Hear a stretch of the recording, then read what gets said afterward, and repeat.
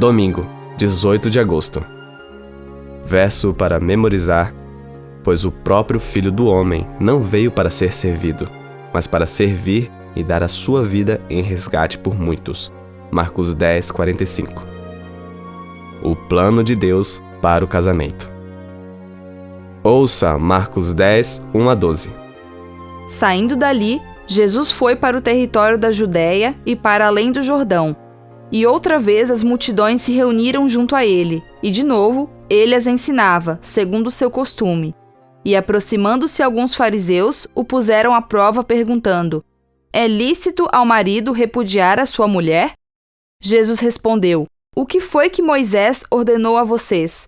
Eles disseram: Moisés permitiu escrever uma carta de divórcio e repudiar. Mas Jesus lhes disse: foi por causa da dureza do coração de vocês que Moisés deixou escrito esse mandamento. Porém, desde o princípio da criação, Deus os fez homem e mulher. Por isso, o homem deixará o seu pai e a sua mãe e se unirá à sua mulher, tornando-se os dois uma só carne. De modo que já não são mais dois, porém uma só carne.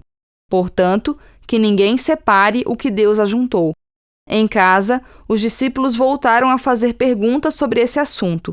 E Jesus lhes disse: quem repudiar a sua mulher e casar com outra, comete adultério contra aquela.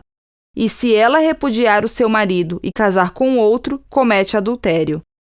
Gênesis 1, 27. Assim Deus criou o ser humano à sua imagem. A imagem de Deus o criou. Homem e mulher os criou. Gênesis 2, 24. Por isso, o homem deixa pai e mãe e se une à sua mulher, tornando-se os dois uma só carne. Pergunta 1.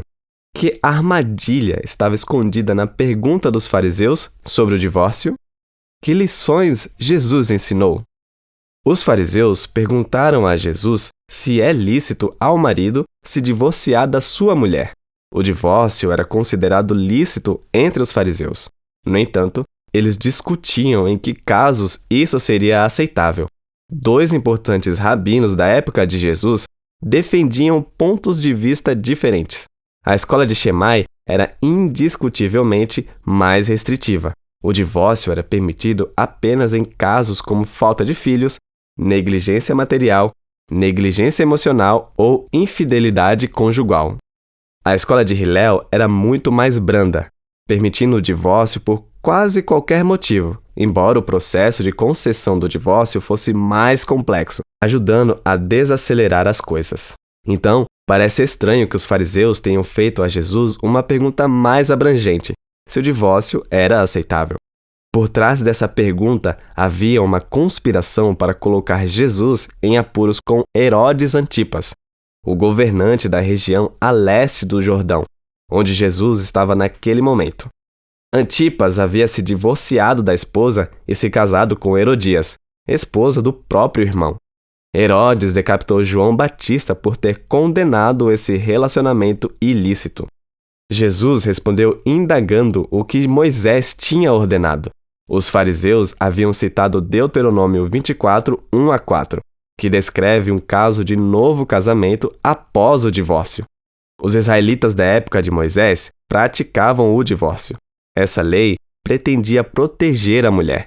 Mas nos dias de Jesus, essa lei tinha sido distorcida pela escola de Hillel para facilitar o divórcio por quase qualquer motivo. O que era destinado a proteger a mulher acabou sendo usado para facilitar o repúdio dela. Em vez de debater a lei de Deuteronômio 24, Jesus mencionou o ideal original de Deus para o casamento.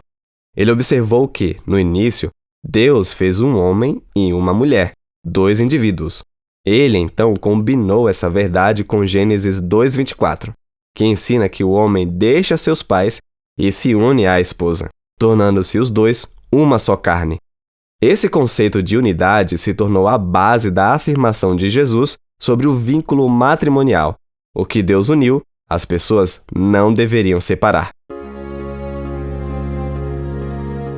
Como fortalecer os casamentos na igreja e ajudar aqueles cujo relacionamento foi desfeito?